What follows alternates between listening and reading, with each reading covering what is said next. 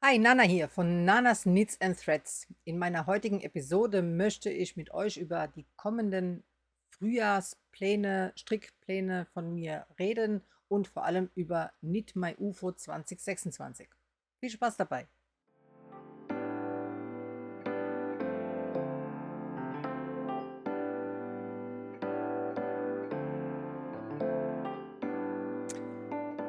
Hallo an euch da draußen und schön, dass ihr wieder zu mir hergefunden habt und hallo an alle, die neu dazugekommen sind.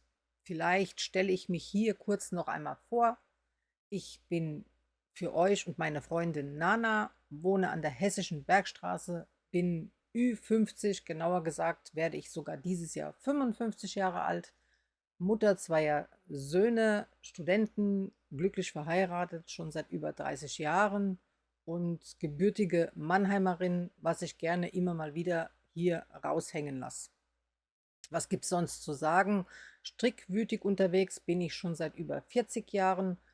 Ich bin schon im Teenageralter dazu zum Strickhobby gestoßen und ich muss sagen, es hat mich nie verlassen. Ich habe schon immer gerne handgearbeitet. Das heißt also, ich habe mich auch in vielem ausprobiert und auch vieles mache ich noch neben dem Stricken her sehr gerne. Mein zweites liebstes Hobby ist Lesen, deswegen findet auch mal das ein oder andere Buch hier auf meinem Kanal seinen Platz. Wenn mich etwas bewegt hat, ob positiv oder negativ, dann teile ich das gerne. Was gibt es noch zu sagen? Jahresrückblick 2025. Ich habe keinen klassischen Jahresrückblick gedreht, beziehungsweise ich hatte einen angefangen zu drehen und habe gemerkt, dass er mir überhaupt keinen Spaß macht.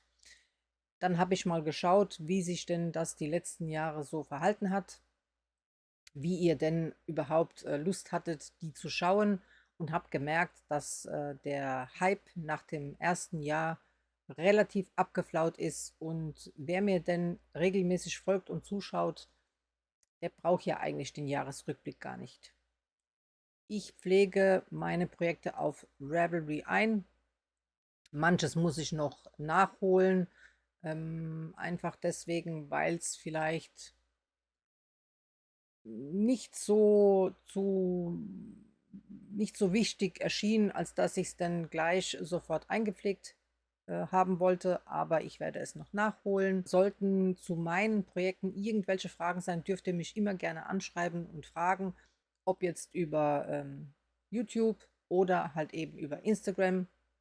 Könnt ihr machen, wie ihr wollt.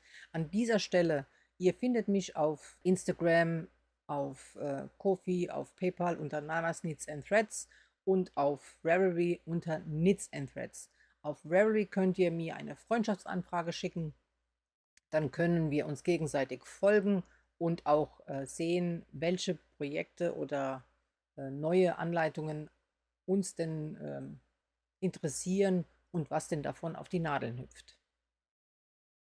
Ja, was gibt's denn noch zu sagen? Auf Ravelry findet ihr mich auch noch unter Nana Designs. Ich habe einige Anleitungen, noch nicht viele, aber einige veröffentlicht. Zur jüngsten kommen wir gleich. Ich glaube, damit hätte ich alles gesagt. Wie gesagt, wenn ihr mir folgen wollt, wenn euch der Content gefällt, dann würde ich mich über ein Abo freuen. Daumen hoch, Herzchen, Kommentare immer. Ich tausche mich sehr gerne aus. Und ich würde sagen, wir starten mit dem Video, denn ich habe ganz ehrlich gesagt, wenn ich so um mich schaue, vieles, über das ich mich mit euch austauschen möchte und über das ich reden will.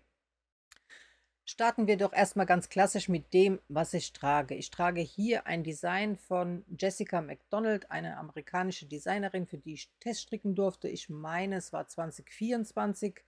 Den Namen von dem Pullover habe ich vergessen, werde ich euch hier unten reinschreiben, beziehungsweise auch in die Infobox. Und gestrickt habe ich den Pullover aus der Holst Supersoft. Zu der Holst komme ich später nochmal im Laufe des Videos. Ich habe diesen Pullover mit Nadelstärke 4 und einfädig gestrickt, was während dem Strickprozess ein relativ löchriges Maschenbild ergeben hat. Und die Holst Supersoft darf aber bei 30 Grad Wollwäsche gewaschen werden und hat sich dann wunderbar eingefügt und die Maschen sind auch, das Maschenbild ist auch wunderbar geworden und schön dicht. Es hat auch einen gewissen Flausch. Der Name Supersoft darf euch nicht täuschen. Das ist Schurwolle, aber für Schurwollqualität eine weiche Schurwolle. Für mein Empfinden die ganz empfindlichen unter euch. Ich will ja jetzt niemanden anschauen. Ihr wisst, wen ich meine. Die sollten sich nicht für dieses Garn entscheiden. Das ist schon mal nichts für euch. Die sich mal in Schurwolle ausprobieren wollen, ob sie es vertragen oder nicht, die können das gerne mal testen. Aber ich muss dazu sagen, während dem Stricken macht die Supersoft nicht so haptisch nicht so viel Spaß, weil da ist Spinnöl drin. Das merkt man beim Stricken. Manche Stricker wickeln sich die Wolle auf Strang und waschen sie vorab, bevor sie sie verstricken. Dann könnt ihr natürlich dieses Öl herauswaschen und dann habt ihr ein ganz anderes haptisches Gefühl. Ich habe mich mittlerweile daran gewöhnt, mich stört es nicht. Ich kann nur sagen, während dem Stricken ist die Optik eine andere als wie auf jeden Fall nach dem Waschen, weil das Garn dann aufblüht und aufweicht und flufft. Also es sieht ganz anders aus. Das Tuch, ach so, zum Garn noch. Der Vorteil von dem Garn ist aber, es ist super leicht. Es ist sehr angenehm, also finde ich, zu tragen. Und vor allem, man kann es halt, wie gesagt, Maschinenwäsche, 30 Grad Wollwäsche waschen. Es passiert nichts, es läuft nicht mehr ein. Bei der ersten Wäsche verändert sich etwas. Das muss man halt eben mit der Maschenprobe anpassen. Aber dann danach bleibt es, wie es ist. Das Tuch hier ist aus einem Mohair von der Firma Rico Design gestrickt, wurde mir auch als Testpaket zugesendet. Das ist ein tolles Mohair. Ich weiß jetzt nicht mehr, Super Kit Essentials oder so. Da müsstet ihr mal bei denen auf der Webseite schauen. Ich versuche auch, das unten in die Infobox zu verlinken. Die Farbe changiert an sich. Das ist ein ganz tolles Blau, Meeresblau, was in ein beige-grau changiert. Dazu gehalten habe ich deren Make It Blümchen in einem Blauton. Das ist jetzt ein Weißton. Das sind diese Mini-Pailletten. Und das ist eigentlich ein Einstrang-Projekt. Ich habe das in einem älteren Video vorgestellt. Das werde ich euch ebenfalls hier oben irgendwie als i verlinken.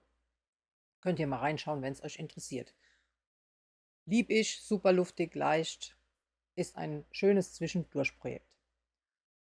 Ja, mit was möchte ich starten? Ich glaube, ich würde gerne mal mit dem Elefanten im Raum starten, und zwar mit meinem eigenen neuen Design und Projekt.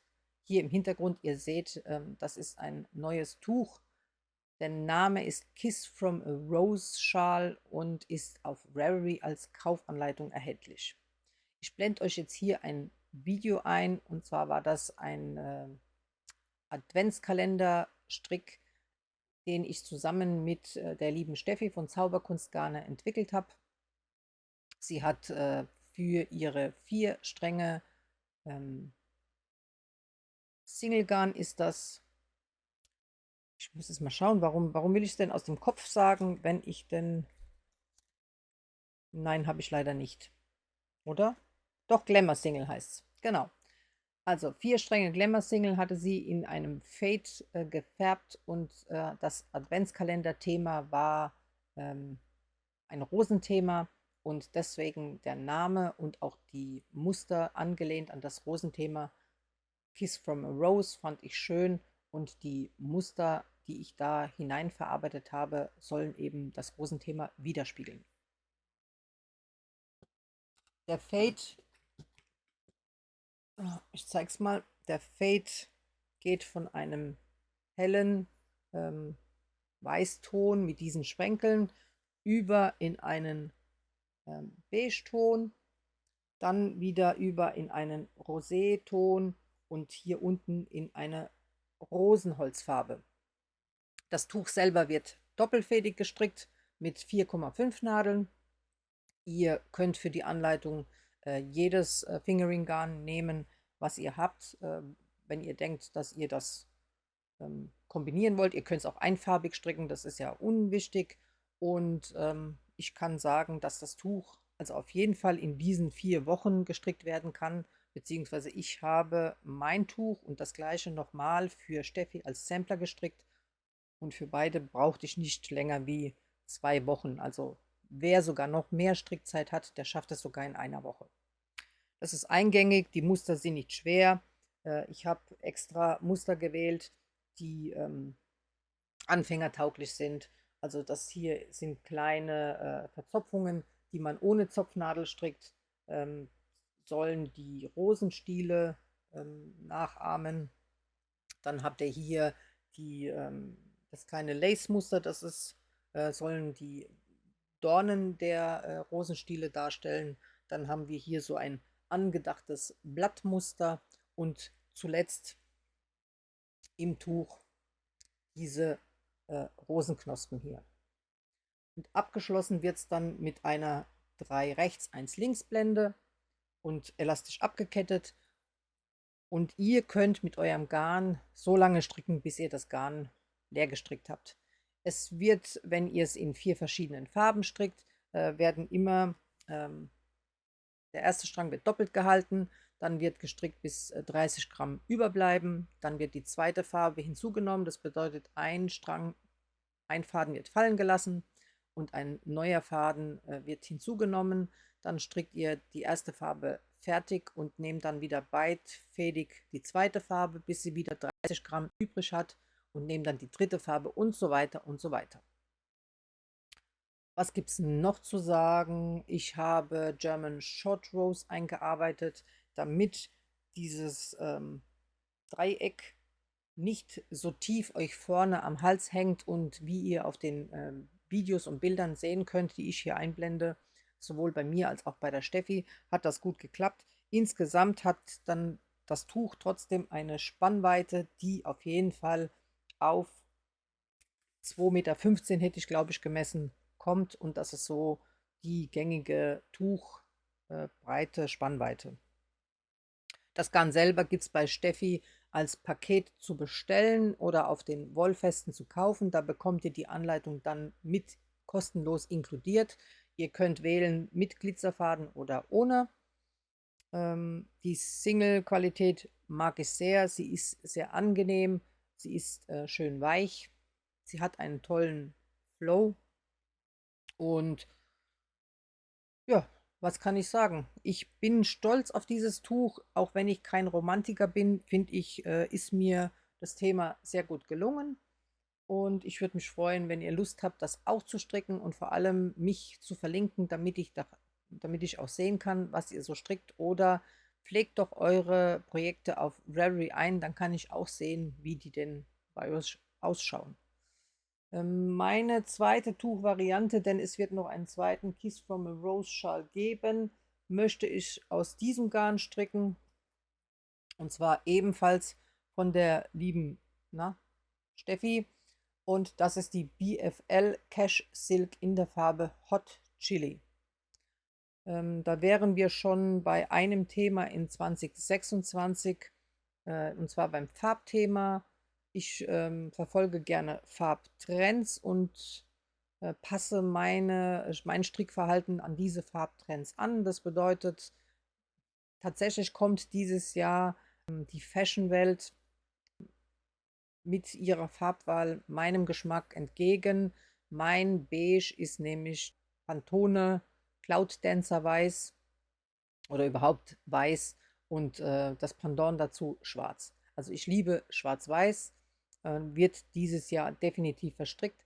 Schwarz ist immer so schwierig zu sehen, aber es gibt ja Gott sei Dank bunte Stricknadeln. Ich habe mich eingedeckt oder helle Stricknadeln und dann werde ich dieses Jahr auf jeden Fall aus meinem Stash auch die schwarze Wolle verstricken wollen.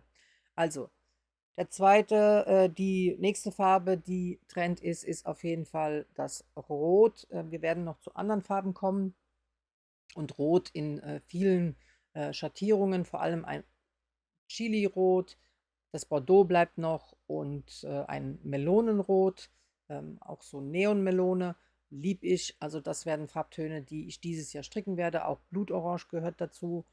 Und das Tuch stricke ich einfarbig, das zweite, habe aber trotzdem eine Fingering-Qualität gewählt, handgefärbte Wolle kann ja changieren. Das heißt also, der eine Strang kann etwas heller ausfallen wie der andere oder auch im Strang etwas variieren. Und um dem entgegenzuwirken, werde ich das zweite Tuch genauso stricken, wie als hätte ich 4 verschiedene Farben. Also auch hier werde ich einfach die Stränge miteinander faden und hoffe dann ein möglichst homogenes Farbbild zu erhalten und freue mich darauf zu sehen, wie das Lace-Muster einfarbig am Ende herauskommt. Wolle übrigens wurde mir von Steffi gestellt, genauso wie diese. Das war für die Anleitung und da freue ich mich drüber und vielen Dank an Steffi und wollte ich hier nur noch mal transparent euch erzählen.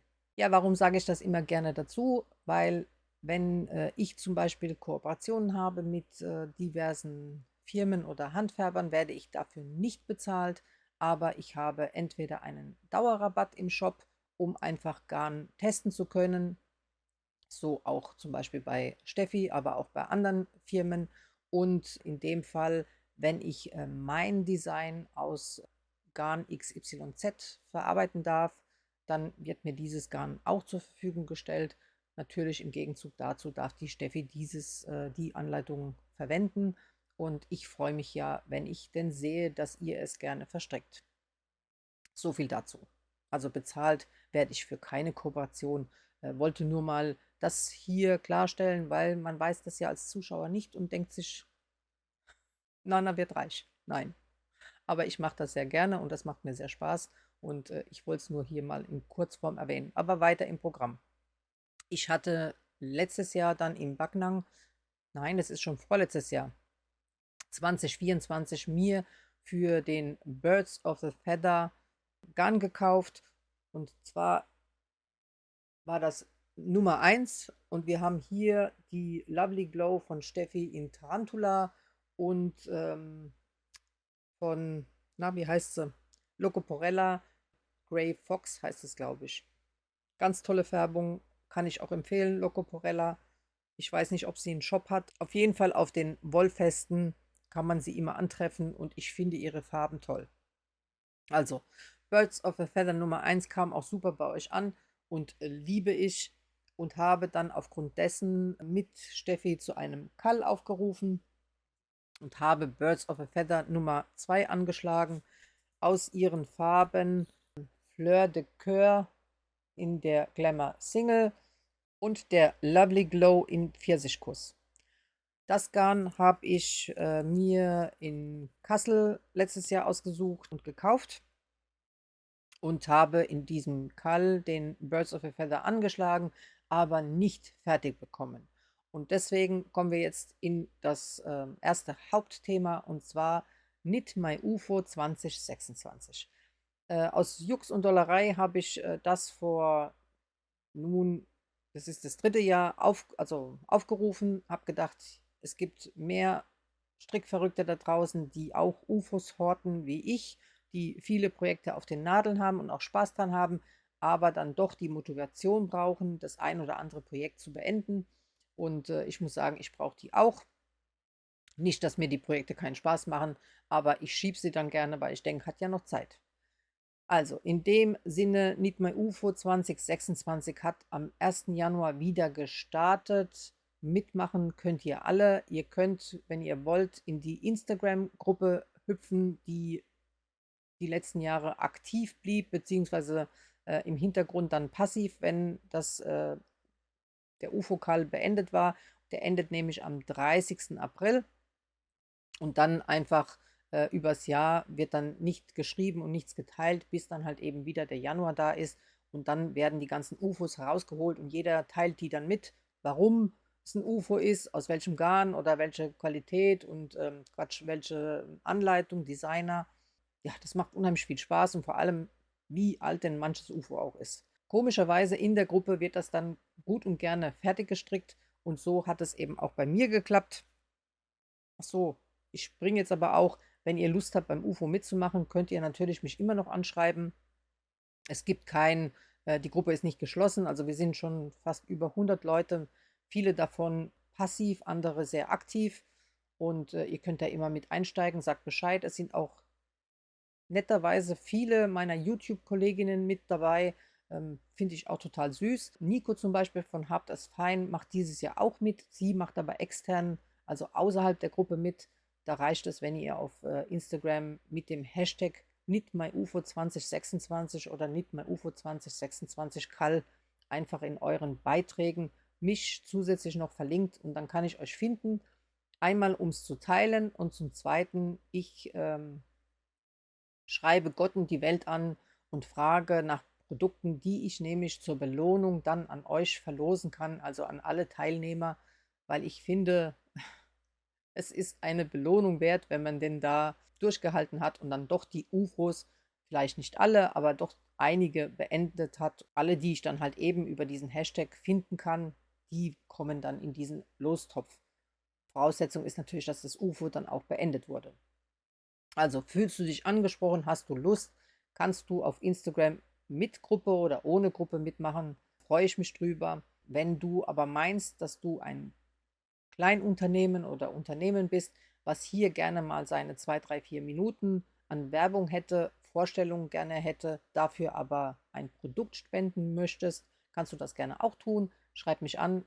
Die Teilnehmer freuen sich über jeden neuen Gewinn, der damit reinhüpft. Und letztes Jahr waren es über 40 Pakete, die ich verschicken und verlosen durfte. Und wie gesagt, also nicht mehr UFO macht Spaß. Und zwar nicht nur mir. Im Zuge dessen habe ich es geschafft, mein erstes UFO zu beenden. Na, und das ist dann eben mein Birds of a Feather Nummer 2. Ich muss mal schauen. Das ist die Vorderseite, ja. Es ist ein riesen Oschi und es ist ein so schönes Tuch. Die Farbe ist wunderbar und äh, nicht, dass Rosa meine Hauptlieblingsfarbe ist. Ja, ich trage sie, ich mag sie. Aber komischerweise die nächsten Projekte, die ihr hier seht, mitsamt dem, sind alle irgendwie rosalastig. War so nicht geplant, ist aber halt so rausgekommen. Ja, also, Tuch Nummer 2 ist beendet. Ich bin froh, ist ein super luftiges, leichtes Teilchen. Habe ich ein Tragefoto? Wenn ja, dann blende ich es euch ein. Weiß ich jetzt gerade gar nicht aus dem Kopf. Auf jeden Fall, ihr braucht 2 Stränge der Single und in dem Fall von der Lovely Glow, weil sie weniger Meter hat, auch 2 Stränge von der. Der letzte Abschnitt vom Tuch, muss ich sagen, war sehr zäh für mich. Vielleicht, weil es auch Nummer 2 war und ich dann schon, ja, ich bin speziell. Wenn ich weiß, wie was gestrickt wird, dann langweilt es mich schnell. Und in dem Fall kann es daran gelegen haben, weil an der Wolle hat es nicht gelegen. Das sieht so schön aus. Also, die habe ich geliebt.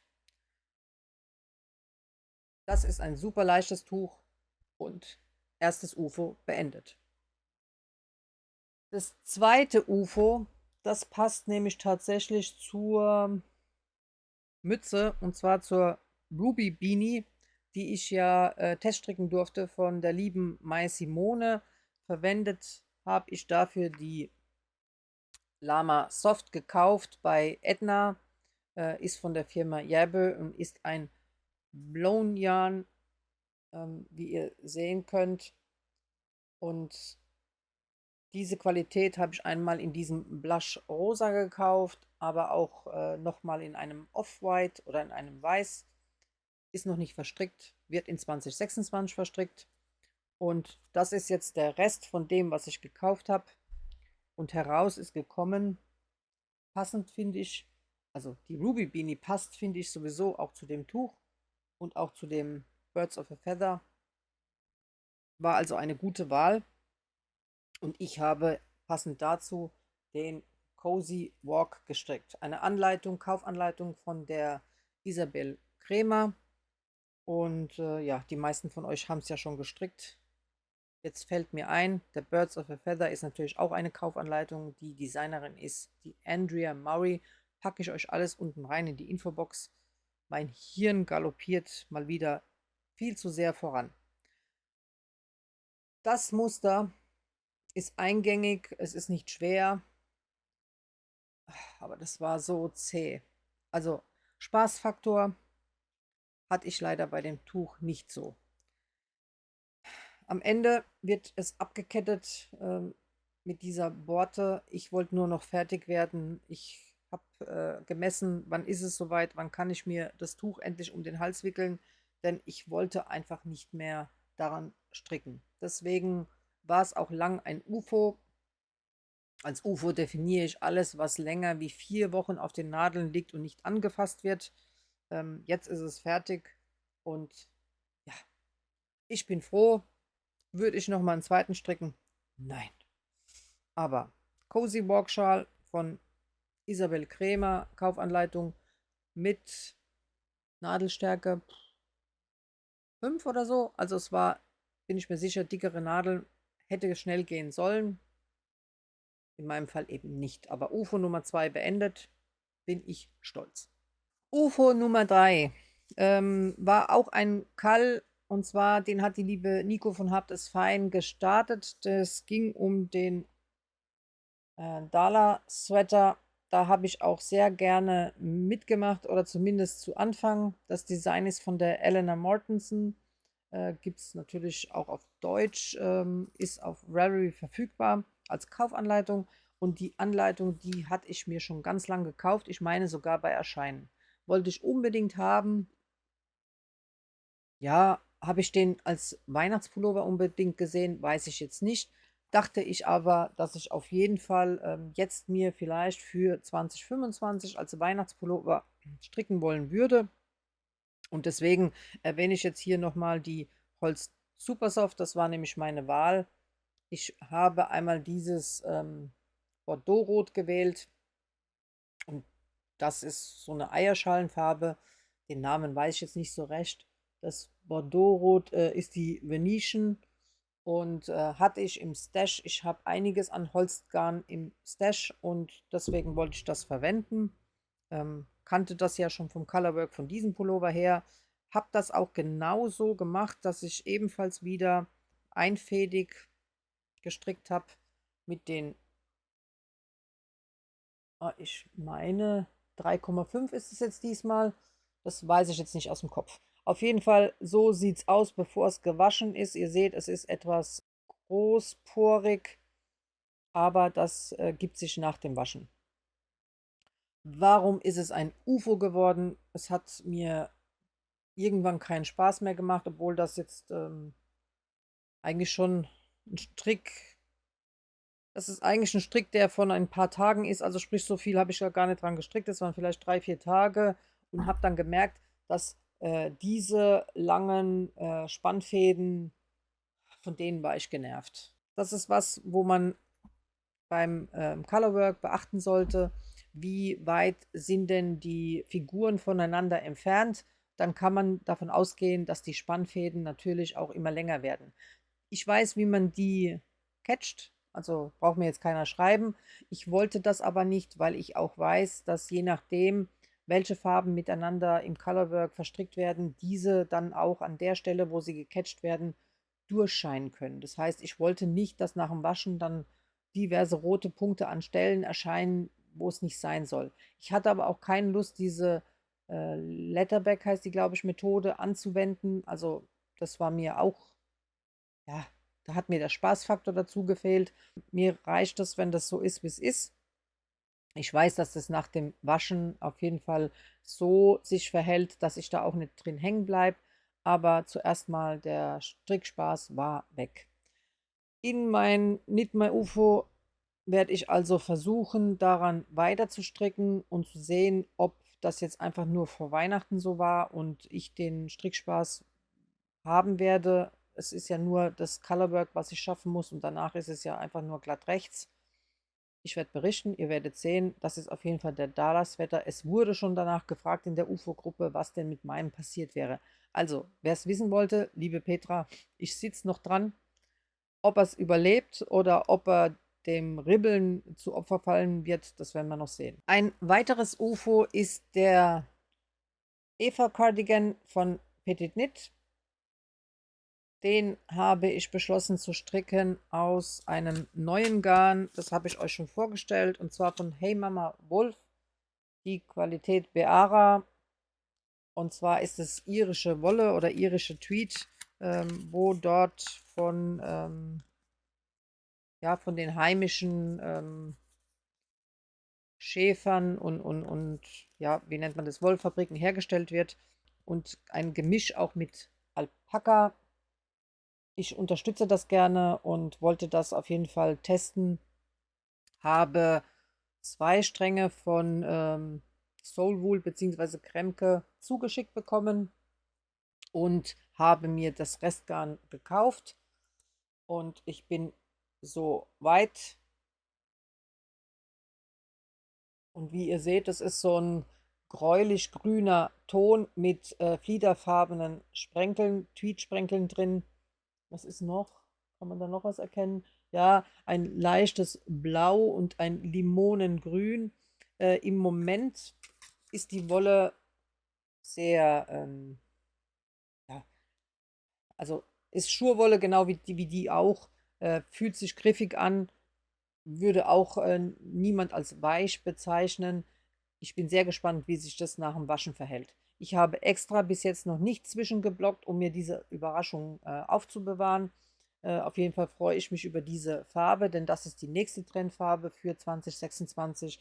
Auf jeden Fall Grüntöne, beziehungsweise so ein Limonen- und Pistaziengrün. Das sieht man jetzt ganz viel in der Fashionwelt.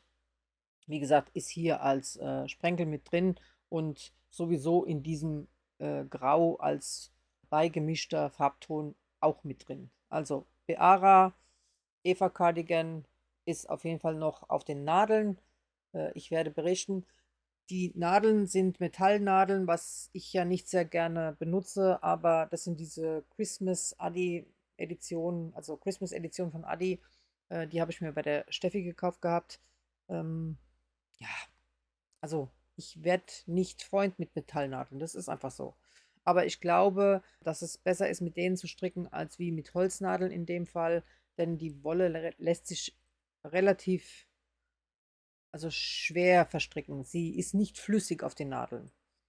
Das wollte ich nur hier mal anmerken, aber ich freue mich drauf und das ist das nächste UFO. Dann habe ich auf den Nadeln, da war die Druckerpatrone leer. Auf jeden Fall dieses Design, das ist von My Favorite Things, der Cardigan Nummer 9. Vielleicht erkennt man es auf den Bildern. Der hat Sattelschulterkonstruktion, deswegen fiel die Wahl auf diesen Cardigan. Ich bin nicht so der Fan von My Favorite Things. Ja, habe ich in der Vergangenheit schon erzählt. Einfach deswegen, weil ich manchmal das Gefühl habe, dass gerade für die großen Größen das Design nicht richtig durchgerechnet ist. Aber das kann sein, dass sich das ja in der Zwischenzeit verändert hat. Stricken tue ich ihn aktuell aus einer uralt Stashwolle und zwar Schöllerwolle in dieser dunkelblau-Farbe, zusammengehalten mit Drops Kids-Silk in dieser Blaufarbe, den mir meine Strickfreundin Esther zugeschickt hat. Dankeschön an dieser Stelle. Und weit bin ich noch nicht gekommen. Das sind die Sattelschultern und ja, dann verließ mich erstmal die Muße.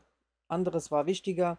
Ich war halt im Adventskalenderstrick und hoffe, dass ich auf jeden Fall jetzt daran weiter stricken werde.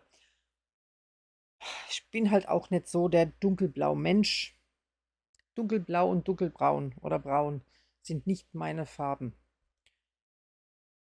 Aber es ist halt uralt Stashwolle. Ich will die auch mal endlich verarbeiten. Überhaupt habe ich vor, dieses Jahr viel aus meinem Stash Wolle zu verwenden.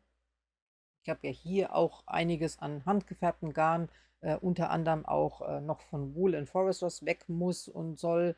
Wäre ja zu schade, wenn hier immer alles gelagert ist. Neues kaufen brauche ich nicht. Ich möchte neue Handfärber zwar austesten, aber möchte halt auch hier, wie gesagt, alte Wolle auch verstricken, zumal die Farben ja dann auch irgendwann mal out sind. Für mich persönlich out sind, denn ich möchte, wie gesagt, Farbtrends folgen und weiß halt, welche Farben ich gerne verstricke. Und dann, wenn ich sie zu lange gesehen habe, dann habe ich irgendwann mal, so wie hier, gar keine Lust mehr darauf. Also damit das nicht passiert, wird dann halt eben dieses Jahr auch viel aus dem Stash gearbeitet und vor allem wird auch die weiße und die schwarze Wolle herausgeholt, weil ich habe richtig Lust auf diese 2 Farben dieses Jahr und halt alles, was zum Thema Rot und Grün passt. Und wenn ich schon Wool and Forest erwähne, dann habe ich hier ebenfalls ein UFO, was sogar letztes Jahr schon UFO war. Wir reden hier von der Ludo Sock, eine Anleitung von Wertnit, durfte ich für sie teststricken. Äh, eine sehr schöne Anleitung, hat auch eine tolle Spitze, die durch Short Rows gearbeitet wird und mit Kitchener Stitch dann am Ende zusammengefügt wird, also ganz toll.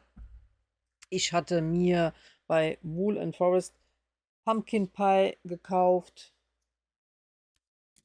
Ich zeige es euch gleich. So, das ist das. 425 Meter und die Farbe ist die. Und hatte dann noch dieses Aprikot, das war eine Fehlfärbung, die ich von Alex bekommen habe. Ich weiß nicht, was genau es sein sollte, kann ich euch leider keine Info dazu geben. Habe den Namen nicht und hatte die Socken im Teststrick auch beendet. Die waren dann in Kassel 2024 dabei und eine Socke ist im Zuge des Abbaus verschwunden, weggeschmissen, was auch immer. Heißt, wir haben hier es mit einer Sockenwitwe zu tun und die braucht einen Partner und ja, braucht sie immer noch. Heißt also, ich werde daran stricken, aber ich empfehle euch doch, wenn ihr gerne Socken strickt, euch bei der Maike gern auch über Instagram zu melden. Vielleicht habt ihr Lust an dem Sockenkall, der immer wieder neue Namen kriegt und neu variiert wird, mitzumachen. Ich bin ja nicht so der Sockenstricker, auch wenn ich mich dieses Jahr angestrengt habe. Schaut auch gerne bei ihr auf dem YouTube-Kanal vorbei. Wie gesagt, erwähne ich euch hier unten in der Infobox. Dann habe ich ein UFO, was nicht mehr lang UFO sein wird, gestrickt aus der Lana Grossa Linea Pura Nastrino. Das ist dieses Sommergarn. Das ist ein Bändchengarn und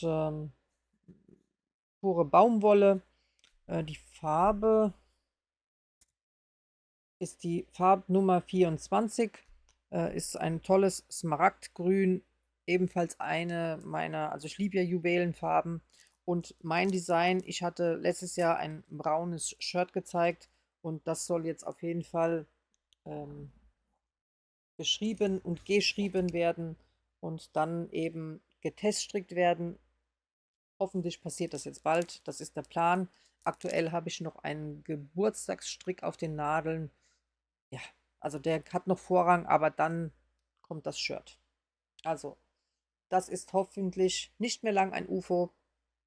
Die Maschenmarkierer hier, diese Donuts, hat mir die liebe Anke von Ankes Wollwerk letztes Jahr, meine ich, geschickt und gespendet. Und dann ebenfalls Maschenmarkierer im Namen des Knit My UFO. Und ich habe hier unten einen kleinen ähm, Glas-Mini-Maschenmarkierer. Das ist ein Einhorn. Auch sie verlinke ich euch hier unten. Ähm, falls ihr welche wollt. Die macht ganz tolle Sachen. Könnt ihr mal auf Instagram bei ihr vorbeischauen. Dann habe ich einen gescheiterten Teststrick. Und zwar war das der Tatanschal von der, wie heißt sie nochmal? Beatrice Mays Design. Kaufanleitung auf Ravelry und es ist ein ganz tolles Tuch, wie ihr seht. Also super. Warum gescheitert? Ja, im Zuge des Adventskalender-Stricks und vor allem Arbeit kurz vor Weihnachten habe ich es einfach nicht geschafft, obwohl ich gedacht habe, ich schaffe es. Ich bin nur so weit gekommen und habe auf jeden Fall vor, daran weiter zu stricken, denn die Wolle, die ist wunderbar. Die ist von der lieben Mandy Path. Kennen einige von euch unter meine Wolle, deine Wolle. Hatte ich euch schon vorgestellt. Das ist nämlich meine Farbwahl. Ganz tolle, super weiche Wolle. Muss ich fertig stricken. Habe ich jetzt hier ein Label. Ich schaue mal. Das ist die, na, 60% Schurwolle und 40% Tencel. Ich weiß jetzt nicht genau, wie der Name der Wolle ist. Das Graue ist Storm, aber auf jeden Fall schaut mal bei ihr vorbei auf deren Webseite. Preis-Leistung top. Sie ist aber auch eine Kleinunternehmerin, das heißt also, da entfallen schon mal die Steuern. Das müsst ihr immer so ein bisschen beachten, ob denn die Handfärber das als Hauptgewerbe machen oder halt eben nur nebenher. Da variieren dann die Preise. Ansonsten finde ich, ist ein Preisvergleich sowieso immer ratsam, denn es gibt nicht so viele Wolllieferanten. Das heißt also, die meisten Handfärber haben auch die gleichen Qualitäten. Da variiert dann nur noch die Farbe. Dann entscheidet ihr, was ihr eurem Geldbeutel antun wollt. Ja. Heißt aber nicht, dass wenn etwas billiger ist, dass es eine schlechtere Qualität hat. Heißt aber auch nicht, dass wenn etwas teurer ist, dass es den Preis nicht wert ist. Ihr müsst halt nur wissen, warum sich sowas ergibt und dann halt eben entsprechende Vergleiche ziehen. Es ist halt was anderes, wenn jemand das nebenher macht und halt nochmal was anderes, wenn jemand das hauptberuflich macht, beziehungsweise dann, ob er dann irgendwelche, ich sage jetzt mal, Räumlichkeiten mieten muss, ob er irgendwelche Shishi-Label hat, irgendwelches Verpackungsmaterial, was besonders ist und so weiter und so weiter, weil das wird euch ja als Kunden umgelegt und ihr müsst halt wissen, was ihr denn bezahlen wollt. Ja, und warum. Das wollte ich jetzt nur mal hier sagen. Dann habe ich, nee, nicht habe ich, sondern bin ich unter anderem auch Kooperationspartner bzw. Knitfluencer bei der Firma Kremke. Es geht hier um diese Fruity Socks, die wurden mir als Testpaket zugeschickt. Die Wolle, die verstrickt wird, ist die Edelweiß Alpaka 4-Ply. Das sind so kleine Knäulchen. Habt ihr vielleicht bei der ein oder anderen schon auf dem Kanal gesehen. Ich habe mich für die Erdbeersocke entschieden und die ist zuckersüß und schaut so aus. Leider ist meine Erdbeersocke noch Single und bedarf ebenfalls eines Partners. Sie bekommt den auch auf jeden Fall und wenn alle Sterne gut stehen, dann bis zum Ende des Need My UFO. Ich bin ein Aprilkind, ich habe Ende April Geburtstag, also spätestens dann hätte ich ganz gerne diese Erdbeersocken. Jemand hat mich mal gefragt, ob ich eine Katze habe. Nein, diese Härchen, die ihr seht, die rühren vom Alpaka her. Also das ist nicht Tierhaar, was ich verstrickt habe. Also es ist Tierhaar, aber nicht von meinem Haustier. Ich habe keine. Die Zeit erlaubt es nicht. Aber das ist in dem Garn drin, das müsst ihr wissen. Toll, fühlt sich super weich an, ist natürlich in der dünnen Qualität eine, ja, fisselige Angelegenheit, aber es muss ja auch nicht immer alles schnell gehen, auch wenn ich nicht immer die geduldigste bin. Fruity Socks, Erdbeersocke, lieb ich. Ein vorletztes UFO, was ich euch hier noch vorstellen will, ist die Chainmail Blouse von Celine Phaeton. Sieht so aus. Das war ebenfalls ein Teststrick für sie. Wie ihr seht, ein Mohair-Blüschen mit Puffärmelchen und Chainmail wegen dem Muster.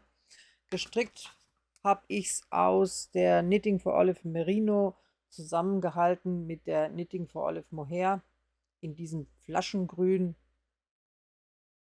Und das war auch, glaube ich, mitunter das letzte Mal, dass ich Knitting for Olive überhaupt verstrickt habe.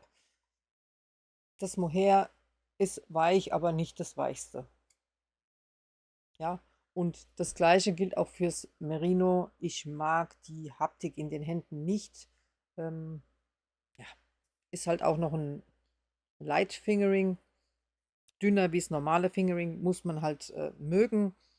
Meine Bluse, ich habe sie im Teststrick fertig bekommen. Der war, glaube ich, 2022 oder so. Müsste ich auf Ravelry mal nachschauen. Ich mag hier dieses, na, sieht man es, diese Polokragen.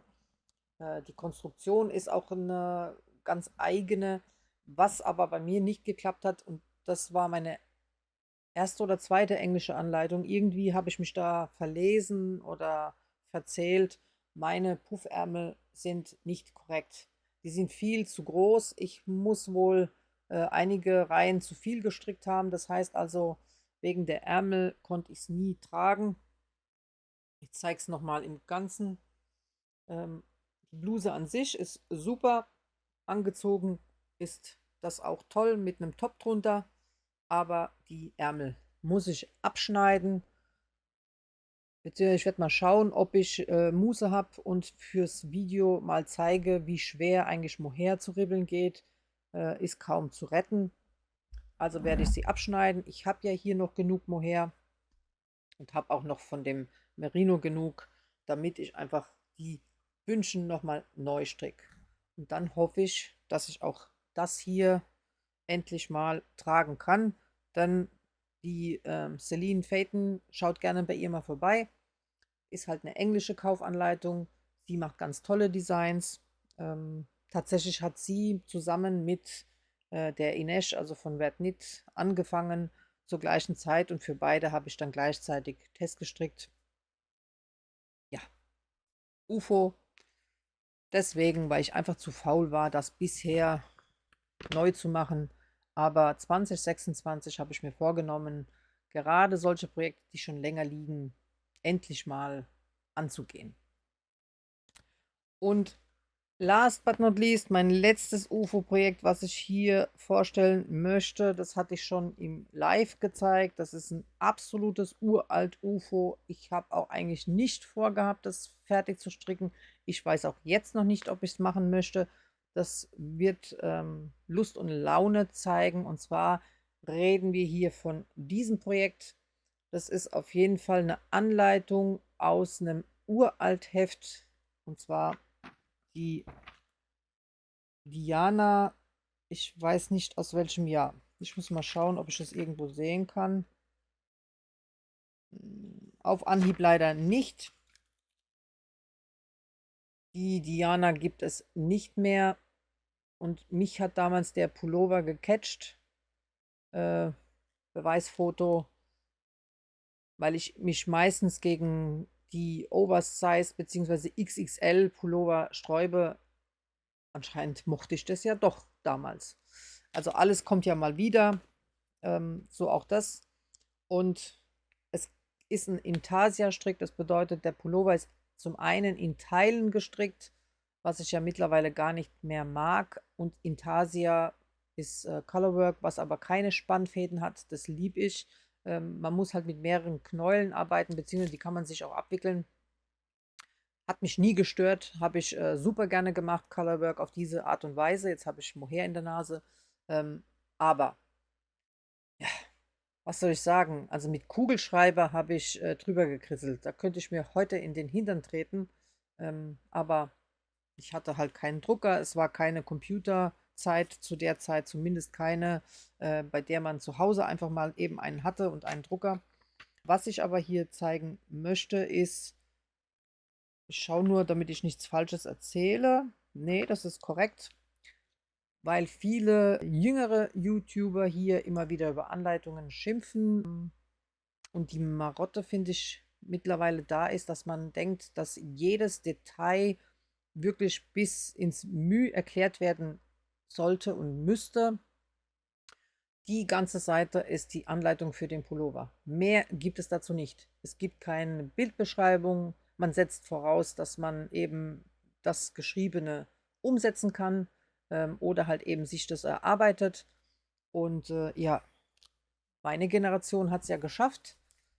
Ich habe mir es von niemandem zeigen lassen. Ich habe es ja selbst erlernt.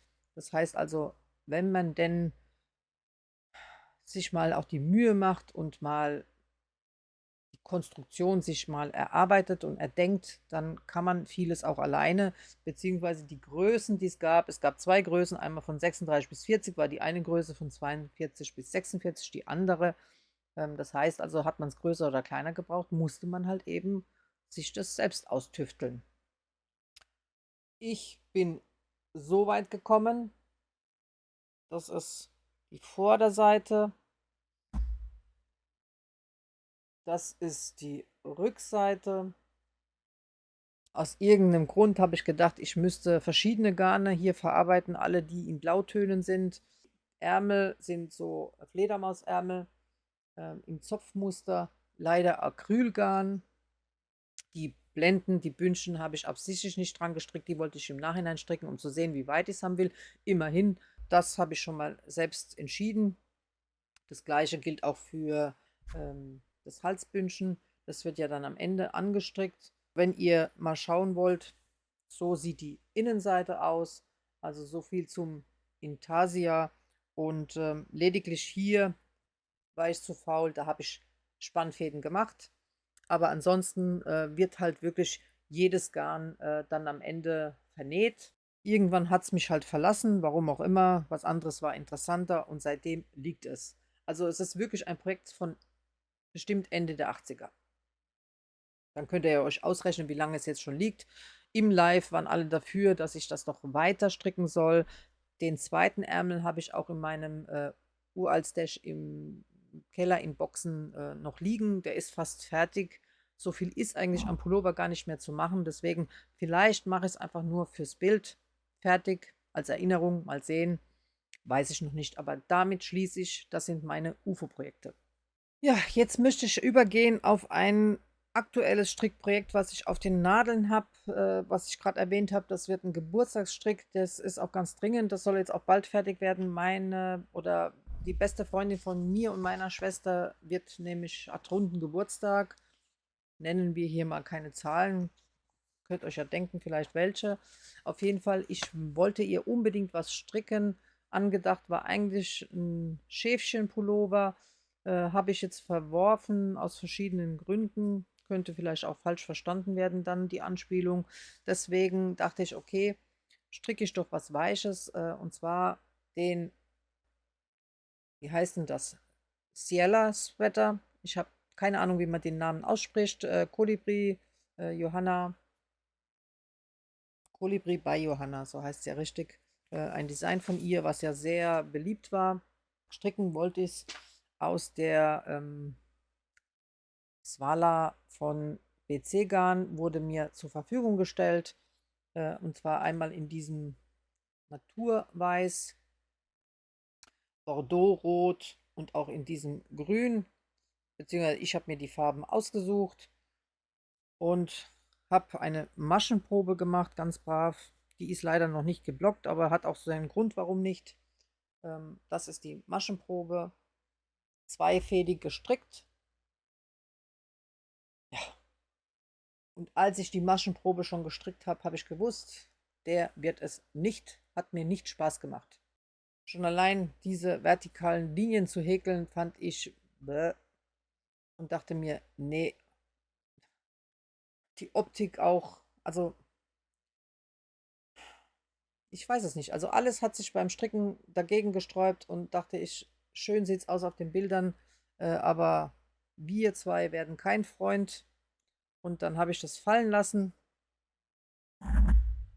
Nicht, dass es irgendwas mit dem Design von der Johanna zu tun hat, aber man fühlt manche Dinge und das habe ich eben nicht gefühlt.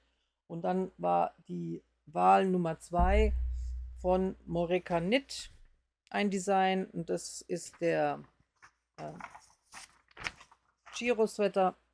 Der schaut so aus. Den soll ich auch für meine jüngere Nichte stricken in der Bordeaux-roten Farbe. Wolle hatte ich auch schon vorgestellt, also ist auch schon in der Pipeline. Aber meine Freundin geht jetzt erstmal vor. Und da bin ich schon so weit.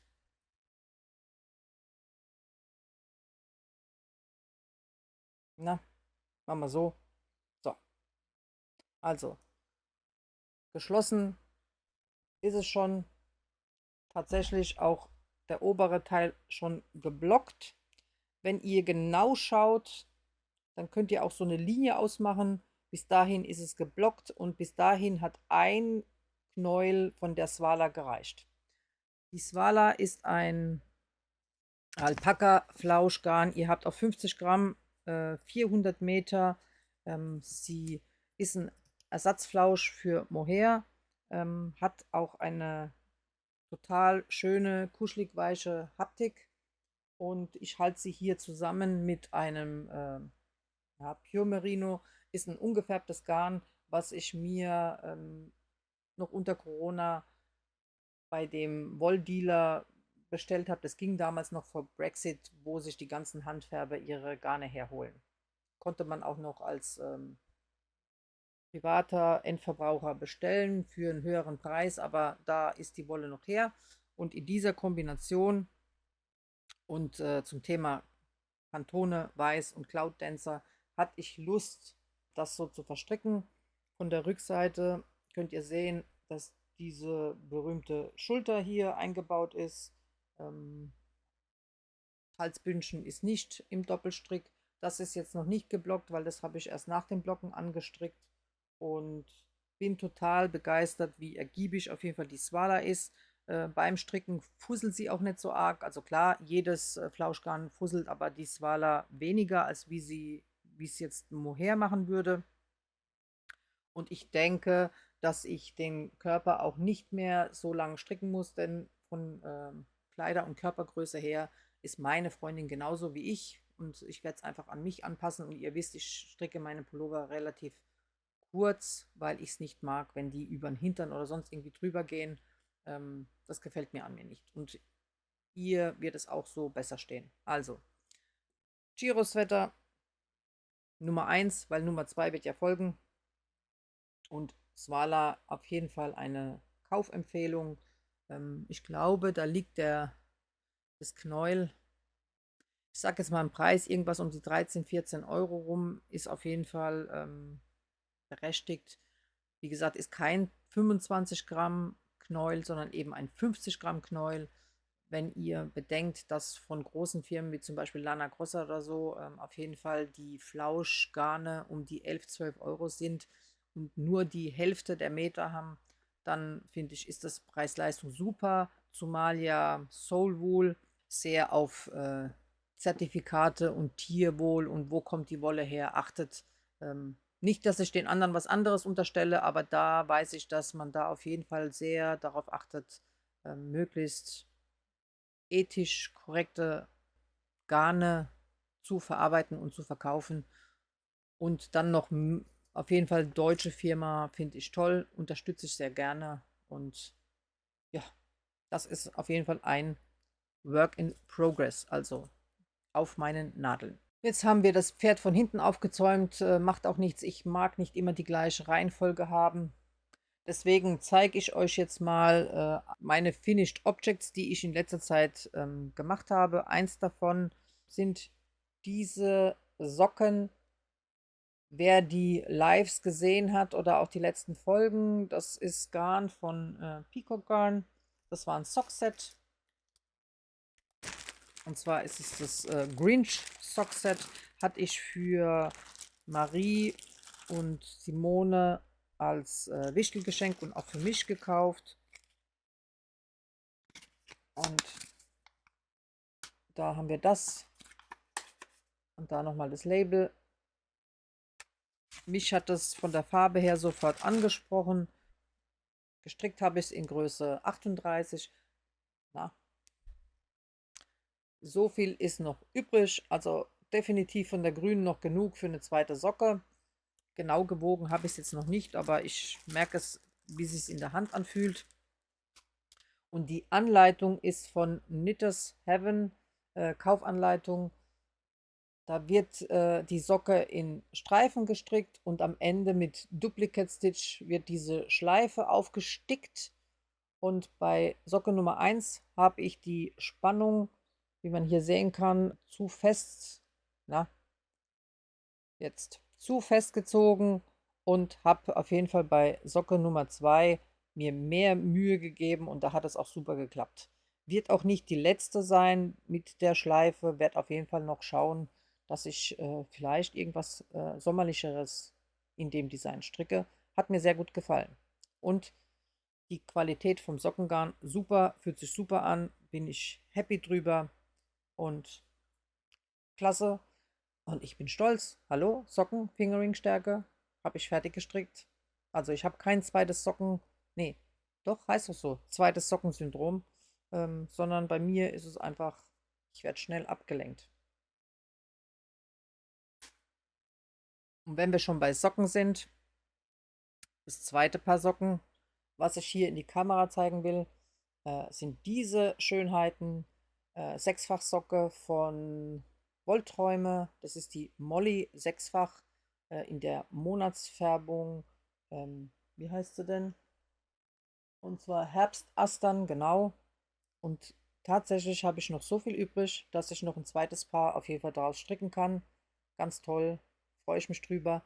Ich habe ja in meinem Winterurlaub, ich hatte Winterurlaub die letzten Wochen, da war ich in Serbien über Weihnachten und Neujahr und überhaupt. Und da habe ich fleißig Socken gestrickt, auch von der Firma Edna, da komme ich noch dazu. Aber auf jeden Fall hatte ich auch diese Wolle dabei und habe dann einen Narren gefressen an sechsfach und achtfach Sockenwolle, weil ich gemerkt habe, das geht ja ratzfatz. Also das hat mich richtig befriedigt, wo ich dachte, ja, so kriege ich die Socken ganz schnell fertig und nach dem Waschen haben die sich auch so toll angefühlt und auch diese Qualität, also ganz, ganz super. Bin total verliebt, wie wundervoll das aussieht. Das sieht ja aus wie gekauft. Habe eigene Anleitung, also sprich nach eigenem Gusto gestrickt, angeschlagen, 3 rechts, 1 links. Hier eine Boomerang-Ferse eingearbeitet und dann am Ende eine Bändchenspitze und ja, hinten glatt rechts. Und habe das aber auch so gemacht, dass vor allem, wenn ich Lust habe oder es mich stört, manchmal ist es so, dass man Socken nicht gut tragen kann, weil einen, das sind die linken Maschen, die einen stören, kann man die natürlich auch wenden und dann halt eben in dieser Optik anziehen. Ja, habe die halt so versäubert, dass ich sie beidseitig tragen könnte, wenn mir danach ist. Und bin total happy und es wird nicht die letzte sein und kann ich nur empfehlen. Also die liebe Anja von Wollträume hat schon gehört, dass ich super happy war mit der Wolle. Mit ihr habe ich auch eine Kooperation, heißt also wurde rabattiert von mir gekauft, selbst ausgesucht und bin total glücklich. Molly sechsfach. Zum Thema Wollträume schiebe ich hier jetzt aber noch mal kurz was ein. Da habe ich mir nämlich auch dann was bestellt bei ihr. Und zwar hat sie unter anderem, also das war ja ein Monatsunikat, Herbstasternfärbung. Und da habe ich mir in der Lilly-Qualität, das ist die klassische Sockenwolle, 425 Meter, ebenfalls in der Farbe bestellt. Dann noch die Farbe Sanddüne dazu. Und dann den Monat November, das ist die Novemberrose. Das ist so eine tolle Farbe, so ein kaltes Grün. Und dann kam die Dezemberfarbe Nussknacker dazu. Und so sehen die 4 zusammen aus. Bin total begeistert und schockverliebt und werde auf jeden Fall noch einige weitere Monatsunikate bestellen aus der gleichen Qualität, weil das soll nämlich auf jeden Fall in 2026 eine Decke geben, die ich nicht häkeln will, sondern stricken. Werde euch auf dem Laufenden halten. Das ist also das letzte Mal, dass ihr diese Stränge so seht. Wollte sie nicht wickeln, damit ich einfach diese Schönheiten mal in die Kamera halten kann. Danke Anja für diese tollen Färbungen. Habe ich gekauft, wie gesagt, rabattiert, habe Kooperation mit ihr, aber wunderbar. Dann hatte ich von der Firma Edna zur Verlosung, zur Weihnachtstagebuchverlosung Wolle zugeschickt bekommen und auch zum Zeigen in der Kamera und Testen und unter anderem die Raggi, das ist eine Weihnachtsedition gewesen, Färbung und zwar eine achtfach Sockenwolle. Ja. Und das ist noch der Rest, das ist so ein Rosenholzton gewesen mit einem Stellina-Faden drin in Gold. Wunderbar. Kann ich euch die fertige Socke nur einblenden, habe ich meiner älteren Nichte, großen Nichte, meine Nichten sind aufgeteilt in groß und klein, obwohl sie eigentlich beide dem Teenageralter schon lang entsprungen sind, aber jung und alt wird bei mir in groß und klein. Also meine große Nichte ähm, hat die geschenkt bekommen. Das sind die Sunday Socks. Die liebe Fiona von Nordnitz hat mich mit denen nämlich angefixt. Ich hatte mir eine Weihnachtsfärbung verstrickt und habe dann direkt gemerkt, habe Lust drauf, habe gleich die nächste gestrickt und das wird auch nicht das letzte Mal sein, dass ich die verstricke. im Laufe 2026 möchte ich auf jeden Fall noch mehr in 8-fach stricken und habe dann für meinen Schwager blaue Socken gestrickt aus der Melanraggi. Das ist 6-fach Sockenwolle. Die ging ebenfalls ratzfatz. Auch die sind schon bei ihm. Zeige ich euch auch hier per Bild. Kann ich nur empfehlen. Also die Sockenwolle von Edna ist eine super Qualität. Mein Schwiegervater strickt auch aktuell schon sein 3. Paar. Da habe ich dann gleich nachgeordert und bestellt, weil die aktuell reduziert war. Und selbst er hat gesagt, und er strickt also auch schon Jahrzehnte, was für eine tolle Qualität. Und vor allem, die ist so, die ist fest, also die ist weich, aber trotzdem fest. Er konnte sie kaum reißen, er ist gewohnt, es abzureißen und hat gesagt, ach, die wird ja schön lang halten. Also, Test bestanden, folgt noch mehr, freue ich mich drüber. Schaut gerne bei Edna mal vorbei. Dann habe ich von Peacock Garn von der lieben Steffi Garn mit dem Sockset zugeschickt bekommen als Geschenk. Und zwar die Silpaka in der Farbe Wüstenschiff. Das ist diese Farbe. Das ist so ein klassisches Beige. Und da ich nicht so der Beige-Mensch bin, also nicht unbedingt, dass meine Erstwahl immer ist als Farbe, habe ich gedacht, ich habe von einer Followerin, von der lieben Jutta, ganz tolles Mohair geschickt bekommen. Und zwar ist es die Virgo vom Mondschaf. Ist so ein Taub mit leichten Fliedersprengseln und so einen hellen Beige-Ton. Und die zwei zusammen haben dann bei mir eine ganz tolle. So, jetzt habe ich sie gefunden. Also bei mir haben diese zwei Garne eine ganz tolle Oslo Het Mohair Edition ergeben. Bin total super glücklich mit der Mütze. Eine Kaufanleitung von Petit Knit. Angesteckt damit hat mich natürlich die liebe Simone von My Simone, die ist ja unsere Mützenqueen. Also wenn Christinchen Sockenqueen ist, dann ist auf jeden Fall Simone Mützenqueen. Ich wollte schon letztes Jahr eine Oslo Head austesten und dieses Jahr war es soweit. Also ihr strickt da unten Doppelstrick, fügt es dann zusammen. Das ist dann hier die Wendekante. Da wird das Ganze dann umgeklappt und oben an der Krone dann abgenommen und super Passform, super warm. Ich bin begeistert sowohl von der Silpaka, aber auch von dem Mohair von das Mondschaf. Also ich kann nur immer wieder betonen, ich bin ja Mohair verrückt. Das ist absolut mein Lieblingsgarn. Und nicht jedes Mohair mag ich, aber das mag ich. Das ist eine sehr schöne Qualität, sehr für mich sehr weich. Muss mal schauen, ob noch was auf dem Etikett bei ihr draufsteht. 72% Mohair und 28% Seide, 420 Meter auf 50 Gramm, also ganz klassisch. Ja, Earl Grey Hot heißt die Färbung, falls ihr das wissen wollt. Das Einzige, was ich bedauere, ist, dass dass die Fliedersprengsel hier nicht mehr rauskommen. Also die sieht man nur ganz leicht angehaucht, so mal hier irgendwo in der Mitte. Hätte es mir gerne noch etwas stärker gewünscht, dass es einfach herauskommt, aber hätte Fahrradkette, bin total zufrieden, wird nicht meine letzte sein. Ein tolles Projekt, um bestimmte Farben und Garne miteinander zu kombinieren und zu sehen, wie es herauskommt. Also Oslo Het Mohair Edition von Petit Knit. Von der Firma Rico Design hatte ich euch vorgestellt, habe ich auch Garn erhalten gehabt, und zwar die Luxury Pure Baby Alpaca. Das ist jetzt in Farbe Neon Melone, Farbnummer, muss ich mal schauen, 02. Hatte ich mir ausgesucht, ist auf jeden Fall eine 2026 Farbe von mir, liebe ich. Also das ist tatsächlich meine Lieblingsneonfarbe. Also noch vor Pink, noch vor Gelb ist das die Farbe überhaupt.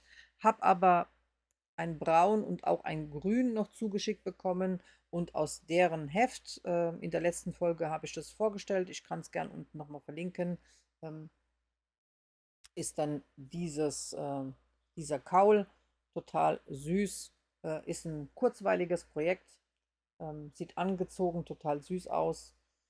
Im nächsten Podcast zeige ich euch mal ein Bild. Ich habe noch keins gemacht, hat noch keine Zeit. Aber total goldig, finde ich auch ein tolles Geschenk. Ja, oben hat man die Umschlagkante, strickt einen I-Cord, zieht ihn ein und dann kann man sich oben den Kaul zusammenziehen, wie man ihn möchte. Und ich finde einfach in diesem Kuschelgarn ebenfalls ein Einknäuelprojekt absolut top, absolut super, klasse. Ich mag bei Rico, deren Designs sind immer hip, die sind immer so jugendlich frisch, zu einem gewissen Kick, ohne kompliziert zu sein. Also es tut mir leid, wenn ich so ein bisschen durch die Sendung hier, durch die Folge-Episode rausche, aber es gibt so viel zu reden, so viel zu zeigen. Ich habe so wenig Zeit hier mit euch. Ich hoffe, ich gehe euch nicht auf den Keks. Ich muss mal einen Schluck trinken. Hm. Diese Tasse ist aus dem tollen, na, jetzt, aus dem tollen Wollgeschäft Alpaka Sharp in Heppenheim, wen es interessiert. Ich folge ihr auch auf Instagram. Meine Freundin Lilly, die geht da öfter einkaufen. Da das meistens zu meiner Arbeitszeit passiert, habe ich nicht immer die Zeit, dahin zu fahren. Aber über Instagram habe ich die Tasse gesehen und habe sie gebeten, mir doch die mitzubringen. Die war in dieser tollen Box. Und ja, selbst gekauft, aber total glücklich damit. Was durfte noch einziehen? Die Helena von Irida Design, die hat mir ja zu Weihnachten den Adventskalender geschenkt, wo ich total dankbar bin dafür. Ich bin euch aber die letzten, na, sprecht doch Deutsch. Ich bin euch aber den letzten Strang schuldig geblieben, denn die anderen hatte ich abgedreht. Und jetzt zeige ich euch einfach in alle mal nebeneinander, wie sie denn aussehen. Na?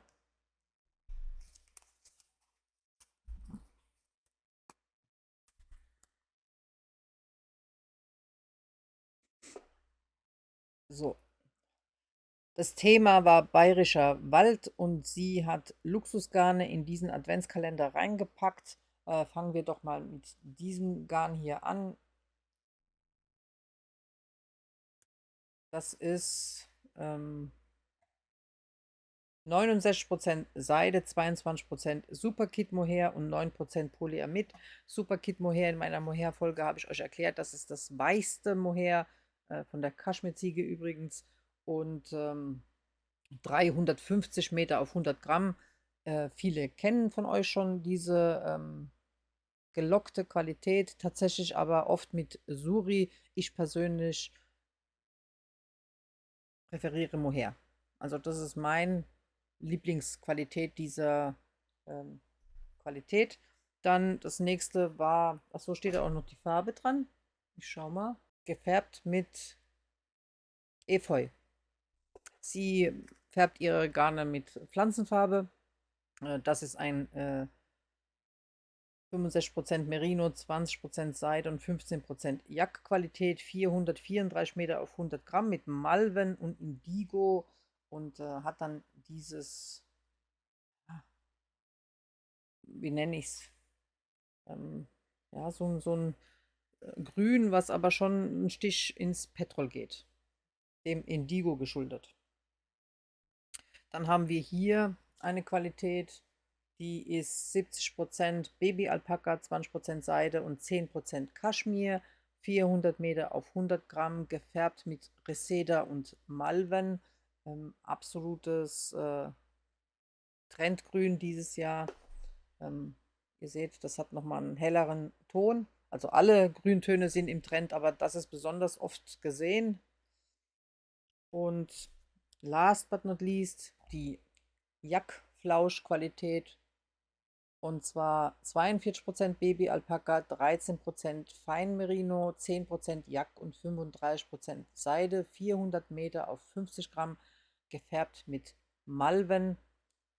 Hat so einen Salbeiton, sehr, sehr schön. Was ich daraus stricken werde, ich habe was im Kopf. Ich möchte es noch nicht aussprechen. Dann kriege ich meistens eine Blockade.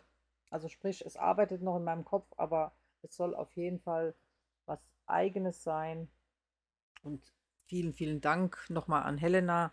Wer nicht weiß, Irida Design ist ansässig in Mannheim. Sie hat einen Online-Shop, tue ich euch unten verlinken. Und sie ähm, organisiert immer Mannheimer Strickkino und auch Stricktreffen im Prager Café nennt sich das, habe ich auch schon geteilt.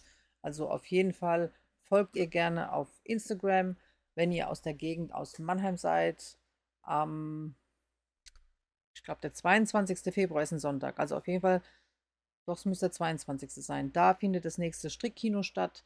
Wer von euch Lust hat, kommt doch hin, weil ich habe zu, ich sage jetzt mal 95% auf jeden Fall vor, hinzukommen. Ich bin zwar nicht so der Strickkino-Mensch, weil Film schauen und dabei stricken und quatschen.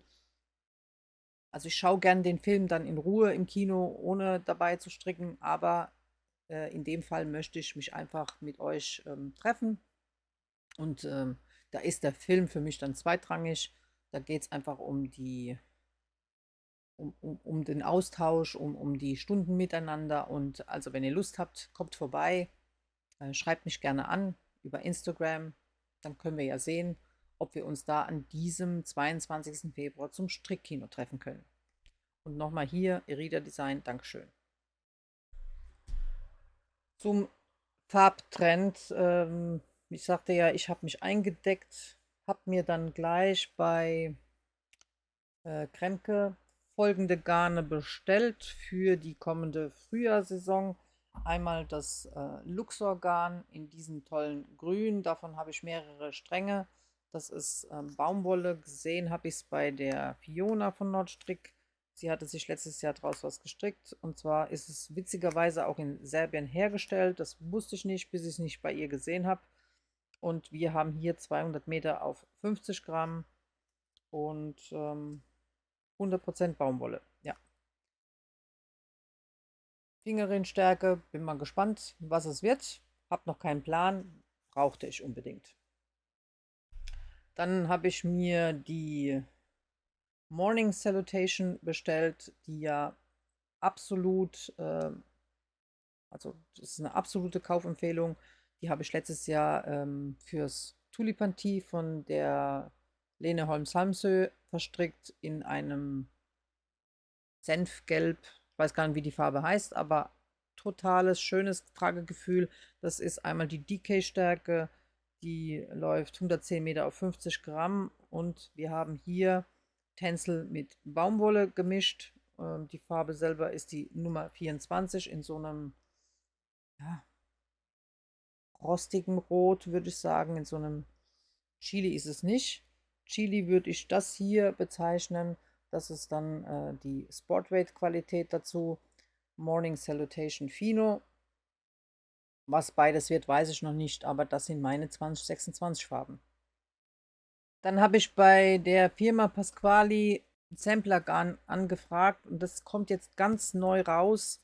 Ich folge ja Pasquali schon seit der H&H letztes Jahr, und ich wollte unbedingt wissen, wie denn das neue Garn Linen Bloom denn verstrickt sich verhält.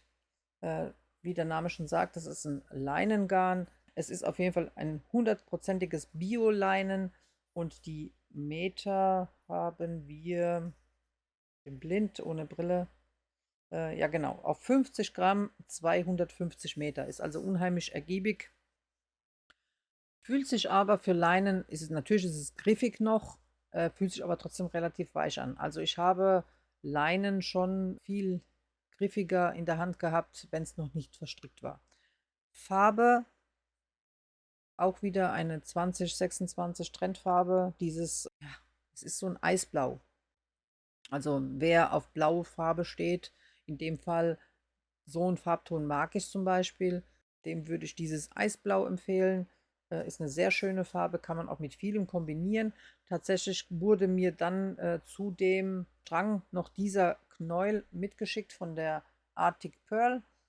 Ist ja letztes Jahr auch viel ein Thema gewesen, habe ich auch letztes Jahr angefragt gehabt und auch eine Maschenprobe gemacht, von der ich letztes Jahr nicht so begeistert war im Sinne von, das ist halt ein sehr feines Garn. Wir haben hier 100% Lyocell, aber Seacell, da ist noch irgendwie Alge mitverarbeitet und ihr habt auf jeden Fall auf 50 Gramm 245 Meter.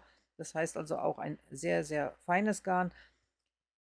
Jetzt, ohne angefragt zu haben, wurde es mir in diesem schönen Pistazienton geschickt. Also wieder Grünthema hat er mich gleich mit gehabt. Also ich rede eher der liebe Paul von Pasquali. Und in Kombination mit dem Blau wusste ich, das muss ich zusammen verstricken und sehen, wie sich das Material miteinander verhält und vor allem die Farben. Da war ich einfach hin und weg. Also ist das wieder im Spiel, das neu dazugekommen. Für alle, die gerne Sommerstrick machen, habt Augen auf. Pasquali ist ja eine Firma, die A deutsch ist, beziehungsweise B dann auch die ganzen Umweltdinge auch im Auge behält und Zertifikate und schlag mich tot. Also ich muss dir jetzt nicht jedes Mal aufzählen, aber genauso wie Soulwool ist auf jeden Fall Pasquali da vorbildlich. Und was ich auf jeden Fall toll finde, immer wieder deren Farbkarten mit dem Garn. Also lohnt sich, finde ich, für Vielstricker auch diese Karten mitzubestellen. Dann weiß man nämlich, wie der Farbton aussieht und ob man den möchte. Und von dem Arctic Pearl, das sind die Farben. Und ja, also das wird bald getestet und angeschlagen. Dann wird auch dieses Garn von der lieben Steffi, das ist die Baby Suri in der Farbe Ozean, bald zu einem Füchslein verarbeitet. Bald heißt in den nächsten kommenden 2 Monaten. Wenn es soweit ist, werde ich euch auf dem Laufenden halten, denn das zweite Garn möchte ich euch noch nicht zeigen. Das wird sie bald ins Programm aufnehmen. Da muss ich erst noch fragen, ob ich es darf. Aber ihr seht, ich versuche auch mein klassisches Farbschema immer wieder zu erweitern und weiß, dass dann halt eben diese Blautöne auf jeden Fall in meinem Wohlfühlspektrum mit vorhanden sein dürfen. Ja, und jetzt sind wir schon fast am Ende angekommen. Eins noch, ich werde ganz oft jetzt in letzter Zeit wegen dem Samplerschal gefragt. Das ist eine kostenlose Anleitung von The Lamp and Kit. Übersetzt habe ich die nicht auf Deutsch, weil danach gefragt wurde. Ihr könnt aber den Google Translator benutzen auf eurem Handy. Das heißt also, ihr könnt den immer benutzen und über jede fremdsprachige Anleitung halten und dann wird euch simultan 1:1 die Anleitung übersetzt. Im Groben und Ganzen versteht man dann, was damit gemeint ist. Tatsächlich ist sogar Google richtig gut da drin. The Lamp and Kit hat dieses Tuch als Samplerstrick herausgebracht und oft genutzt, um einfach deren Garne zu testen. Ich habe es auch gestrickt. Ich meine, es war 2023. In dem Fall in der Farbe Lapislazuli und Smaragd aus der Merino Decay von Wool and Forest und aus dem Mohair, was sie nicht mehr im Programm hat. Weil es dann so schön war, habe ich das Tuch in, die Farbe weiß ich jetzt nicht. Ihr könnt gerne bei mir auf Ravelry schauen, als Sampler-Tuch für Alex von Wool and Forest geschickt und gestrickt. Nur ihrs habe ich nochmal um mindestens 2 Farbstreifen vergrößert, aber alles das ist als Info bei mir auf Ravelry zu finden unter den Projekten. Also wenn es euch interessiert, schaut gerne rüber und rein. Ich habe gesehen, dass Herzfasern wohl einen Minikall veranstaltet hat oder so. Also in den Stories kam es vor und die ein oder andere Followerin hat ebenfalls den Samplerschal gestrickt. Also ich hoffe, ich habe hiermit die Frage beantwortet. Das ist ein Schnellstrick. Meins habe ich, glaube ich, in 6 Tagen gestrickt oder so. Das ist auf großen Nadeln, geht fix. Das zum Samplerschal. Angekommen ist hier auch noch ein Strickjournal, und zwar hier dieses vom Leine Magazin. Die Haptik ist wie so ein Kunstleder, wie ihr sehen könnt, hat ein Gummiband, was ich nicht schlecht finde. Das wurde mir zur Rezension zugeschickt. Da ich das tolle Strickjournal von Marie von Marvel Knitting habe, wollte ich auch mal sehen, wie sich denn dieses hier gestaltet. Und ich schlage es mal auf. Dann könnt ihr euch mal selbst ein Bild davon machen.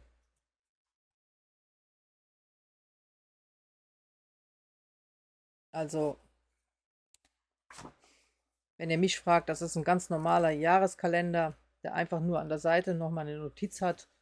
Hinten die ein oder andere Erklärung zur Technik. Vielleicht auch nochmal das ein oder andere Notizfeld. Und ansonsten habt ihr nur leere Zeilen, und zwar auch leere Seiten hinten im Journal. Preis-Leistung finde ich mau.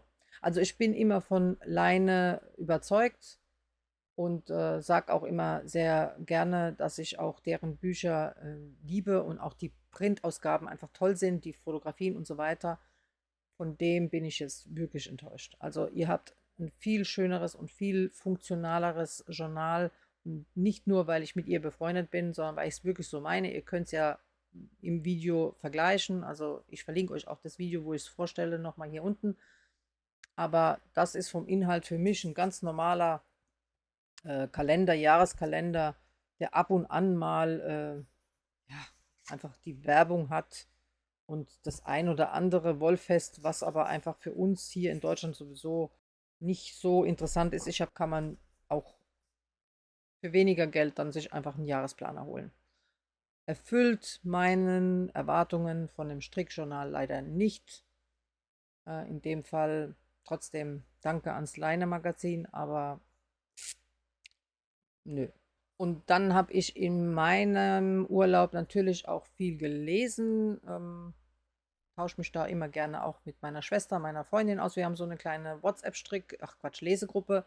Und das gleiche auch mit meiner großen Nichte, die ja auf englische Sprache, ach, meine große Nichte macht englischsprachigen Booktube und auch mit ihr tausche ich mich immer aus und da haben wir gemeinsam auch Bücher gelesen.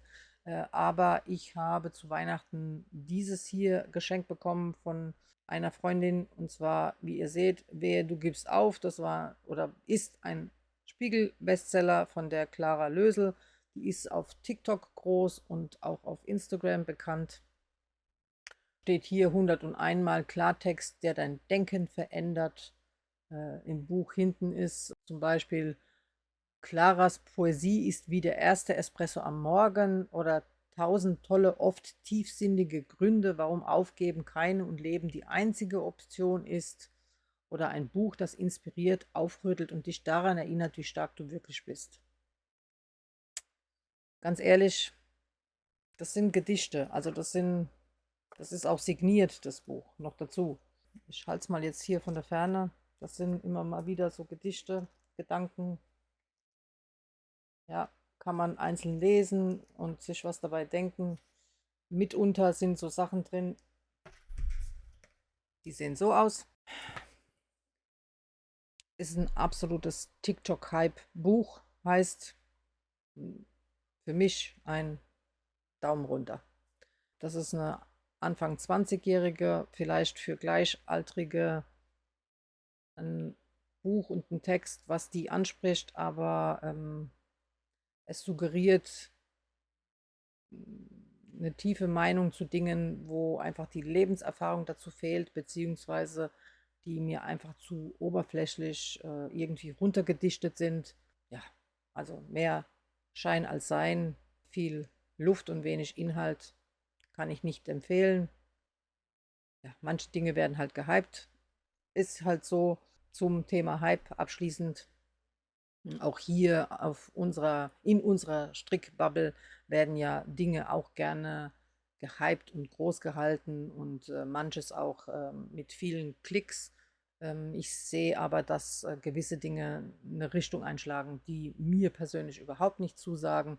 Also ich habe mir vorgenommen, in 2026, also Dinge umzusetzen, wie zum Beispiel ich wiederhole das immer wieder gern, versuche wirklich Made in Germany zu kaufen, beziehungsweise deutsche Firmen zu unterstützen, kleine Unternehmen zu unterstützen, viel lokal zu kaufen, wenn es geht, Bücher etc. nicht über dem großen A zu bestellen, sondern eben beim lokalen Buchhandel, was ich sowieso zu 99% mache.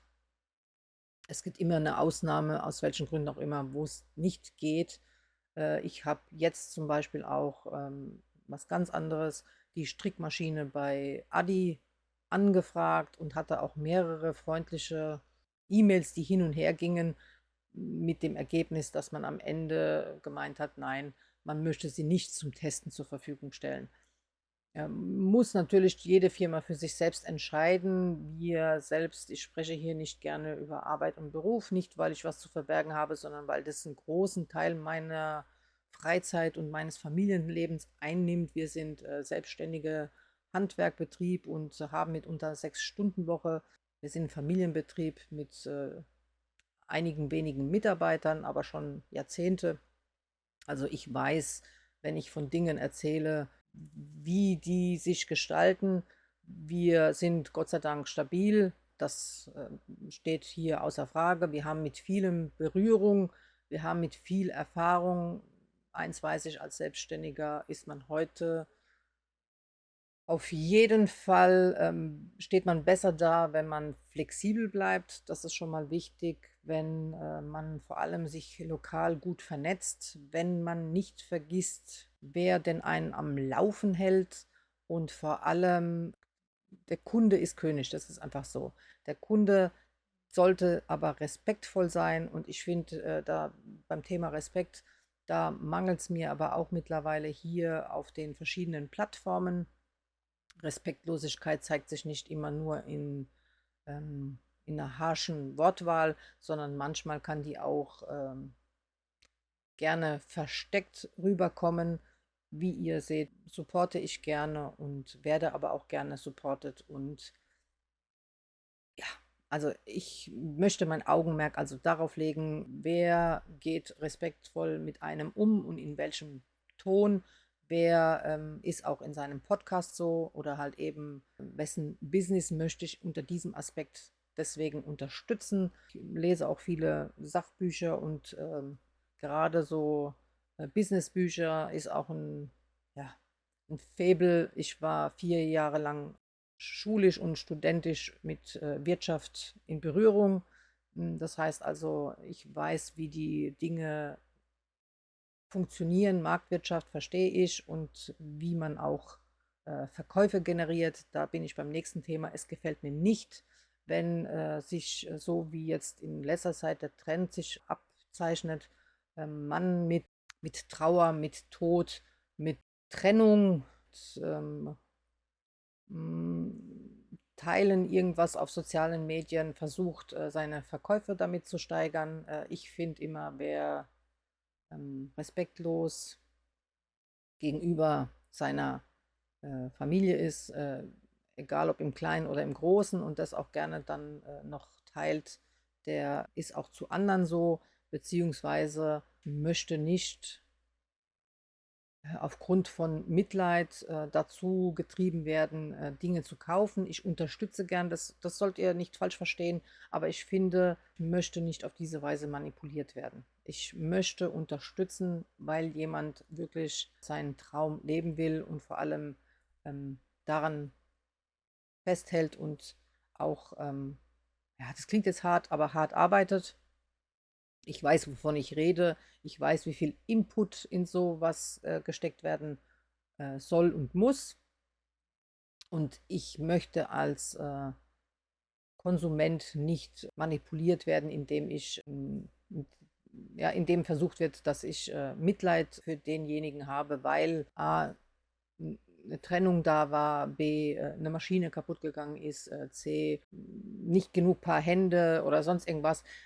Man Schuster bleibt bei deinen Leisten. Man muss wissen, was man leisten kann und wie man es leisten kann. Und nicht ich als Konsument bin dafür verantwortlich. Wenn ich als Produzent oder als Dienstleister oder als Anbieter gewisse Dinge nicht schaffe, dann muss ich mich verkleinern oder muss ich auf jeden Fall das auf ein Niveau bringen, was zu stemmen ist und nicht sich dann eben mit gewissen äußeren Umständen sich da rausreden. Das ist meine Meinung und wie gesagt, auch was Podcaster angeht, genau das Gleiche. Bevor ich trete oder negativ über etc. pp. Rede, es geht hier oft um Designs, Anleitungen oder sonst irgendwas, muss ich mich wirklich mit der Technik auseinandersetzen und was machbar ist und was nicht machbar ist. Oft sind gewisse Aussagen, die da einfach in den Raum geschmissen werden, eben nicht korrekt und nicht machbar,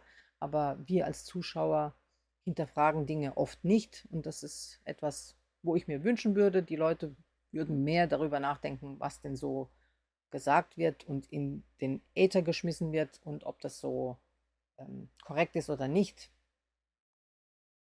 Denn ich finde, auch Schweigen ist eine Art Zustimmung.